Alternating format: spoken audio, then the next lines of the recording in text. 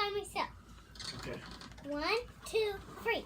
Ahoy, YouTube! We're back here today for another game review, another special tag team review. Boom! I'm here with my son, Sean, and we're about to talk about Tiny Park from Haba. This is for 2 to 4 players, ages 5 plus. It'll take, I don't know, about 10-15 minutes to play. And what are you going to be doing in Tiny Park, Sean? What you're trying to do, you're like rolling the dice, and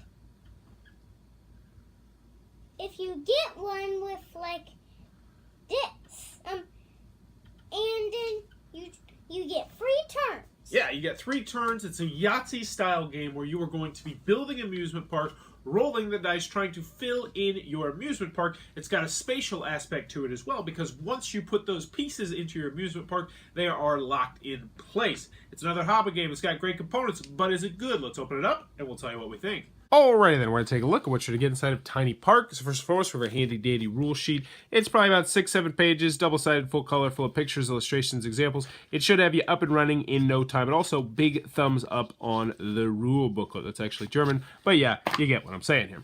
So in Tiny Park, you are going to have your own little amusement park right down here, and you are going to be filling it with these various different pieces, trying to fill it up completely. If you're the first person to fill it up completely, then you will win the game. But it's not going to be that easy, as you are going to have to roll these dice in order to fill up the park. Now, before we get started, I do want to mention that these are wooden dice with stickers on them. So they do give you one additional sticker sheet, which is right here, which is nice, but still, it is stickers on the die.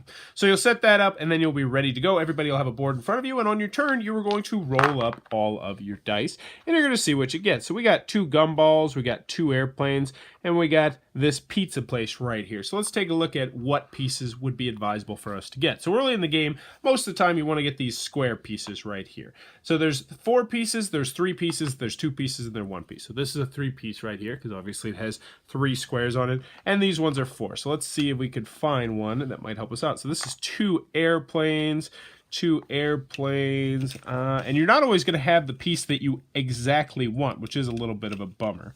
So yeah, we'll go ahead and we will work on this piece right here, because it takes 2 airplanes, which we already have, and 1 pizza. Now, these are not locked in place. I could re-roll these dice at any point, but this has a Yahtzee-style mechanism where now I'm going to roll 2 more dice, hoping to get that pizza place. So right now, if I wanted to, I could hedge my bets, and I could keep one of these airplanes and just hope to get a pizza, but forget that. We're going for the gusto. I'm going for the full Monty here. We're going to see if we can get that extra pizza place, and we did. Bada boom. So now we have earned this piece right here, and you can only get 1 piece on your turn, and you can put this wherever you want. Obviously, you probably want to put it here. Now, once you put it there, it is locked in place, unless you're playing with young children, at which point they can move them around all you want, but we'll put it right there in the corner. We'll go again, and you'll see exactly how it works. So this is, we got 2 airplanes yet again.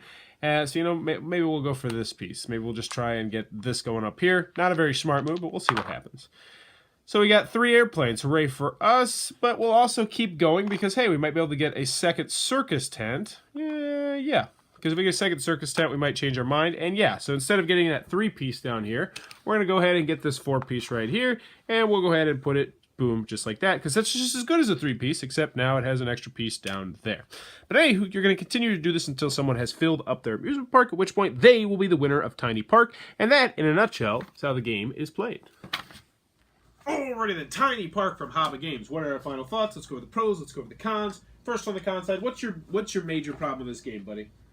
I don't get the piece I need.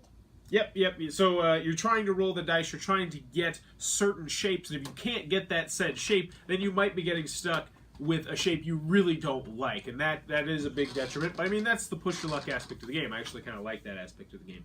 Now, none of the things that I don't like about the game, first and foremost, you know, they're sticker dice. They're not custom dice. They're sticker dice, which is fine. I don't really have a big problem with that. I know some people do. They actually include an extra sticker sheet as well, so if you lose the face of a die, you can easily replace it, which is nice. Another con that I have with this game is that it doesn't really pop. The theme doesn't come across as much as you like. Like, building a theme park is a really stinking cool theme, especially in a children's game, and I was really excited about this game. And it just is way too abstracted. You know, the artwork, you know, generally I absolutely adore Haba's artwork. I'm not the biggest fan of the artwork on the tiles in this game. They don't pop. It's kind of hard to tell one thing from the other a lot of the time unless you get up close to it, which is slightly annoying as well. This game has a first player problem as well. Whoever goes first most of the time is going to win the game, especially if you're playing the beginner's version of the game where you can move all the pieces in whatever direction you want, even after they're normally they're locked in place. So, any other cons that I have of the game? You know, the biggest con I have of this game is that it's not amazing. This game didn't wow us. Like this, you like a lot of other hobby games better than this one, don't you, buddy? Yeah. And all the kids in my class agree too. I mean, they've played 50, 60, 70, 100 children's game that I've been bringing in. And, you know, this is one where they're like, yeah, this is fun. We enjoyed it. We would play it again sometimes. But it wasn't one where they were smitten with it. I don't ever expect to get requests for this game again. And that's pretty much the consensus we had as well. It's a good game. It's a good children's game. You can't go wrong with it. If you want to work on spatial awareness with your kids, if you like dice rolling, if you like the Yahtzee mechanism and you want to teach them a little bit more about the Yahtzee mechanism, then yeah, Tiny Park is not a bad game. But there's many other hobby games that I would recommend to you over this one. You know, I can think of 3, 4, 5 off the top of my head. So, in the end, Tiny Park, I do like it. I like the theme, even though it doesn't come across well. You know, I like rolling the dice. I like the Yahtzee mechanism. I like the Tetris-y aspect of trying to puzzle it out and figure what you're going to do. I like the push your luck aspect as well. Did you like how you had to try and figure out where your pieces went on the board?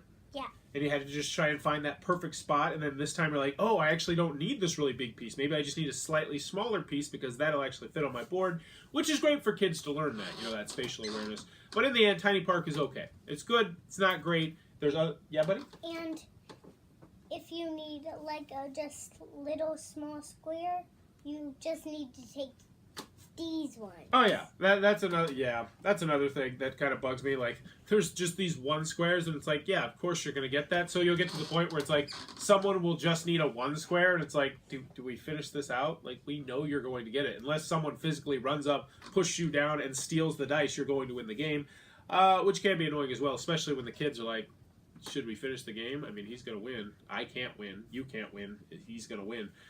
So yeah, this game does have its list of flaws. It's a good game, but it's not a great game. That's Tiny Park from Hobby Games, one that we were less than smitten with, but we're still going to keep because I do like the spatial awareness aspect of the game. If you enjoyed this review, please be sure to click on that subscribe button down below in the comments below. Let me know, have you ever ridden a roller coaster?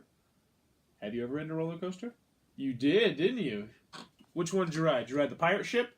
Yes. Yeah, we rode the pirate ship this past summer at our local fair. For me personally, I've ridden tons and tons and tons of them. I love roller coasters. But do you love roller coasters? Let me know in the comments below. And as always, thanks for your time, YouTube. And, yeah, you were, yeah. All those other times I messed up, but this time you messed up. I did, didn't I?